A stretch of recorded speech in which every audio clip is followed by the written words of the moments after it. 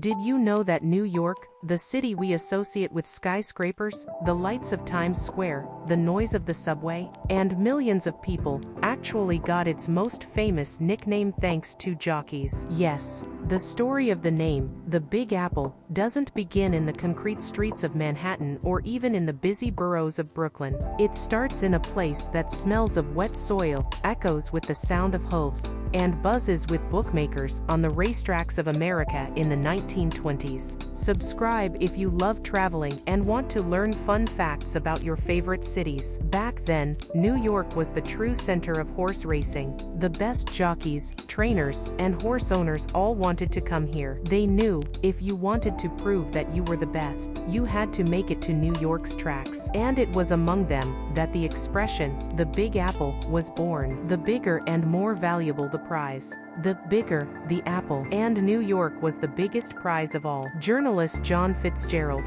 who worked for the New York Morning Telegraph, once overheard this phrase in a conversation between jockeys. It captured his attention. He liked the metaphor of a city as a reward, a fruit you had to reach for. And so he began using it in his articles. In his writing, New York slowly turned into a symbolic apple, huge, tempting, and worth fighting for. Over time, the expression began to live its own life. But its real explosion in popularity came in the 1930s, when the jazz world adopted it. During the golden age of jazz, New York was the cultural capital of the country. The countless clubs of Harlem, the streets filled with music, the talented performers dreaming of playing in the city's top venues. In their slang, apples were major cities where musicians could earn good money and gain recognition. But New York was different. It wasn't just another apple. It was the biggest, the brightest, the most important. It was the Big Apple.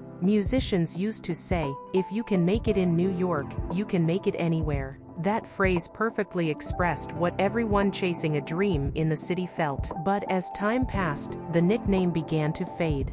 By the mid-20th century, New York wasn't doing well. Crime was rising, the economy was declining, and some neighborhoods were becoming deserted. Many people started seeing the city as dangerous, and its image suffered. That's when the authorities decided to take action. In the 1970s, they launched a massive promotional campaign aimed at restoring New York's reputation. And out of all the possible symbols, they chose a phrase once associated with music, glamour, and ambition, the Big Apple. It was bright, positive, and easy to remember. Soon, a big red apple began appearing everywhere, on posters, t-shirts, souvenirs, and billboards. It became a symbol of hope, renewal, and energy. And the campaign worked. The symbol became so iconic that today, the Big Apple is recognized by people all over the world. The nickname became a part of the city's mythology, just as iconic as the lights of Times Square, the yellow taxis, the Statue of Liberty, or the endless flow of people who never stop moving. Today,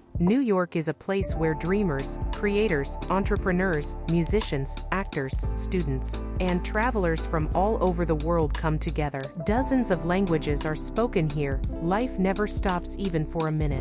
And anyone standing in Manhattan surrounded by skyscrapers feels like they're at the center of something enormous. And that's why the name, the Big Apple, fits so perfectly. It symbolizes a city everyone wants to take a bite of, their chance, their moment, their dream. New York is a city that can give you a lot, but it also asks a lot in return. It's loud, difficult, sometimes harsh. But that's exactly what makes it feel so alive. And like the jazz musicians once said, if you can conquer New York, you can conquer anything. So tell me, would you like to visit the Big Apple? Have you already been there? Or maybe you even live in this legendary city? Share your story in the comments below. I'd love to hear it.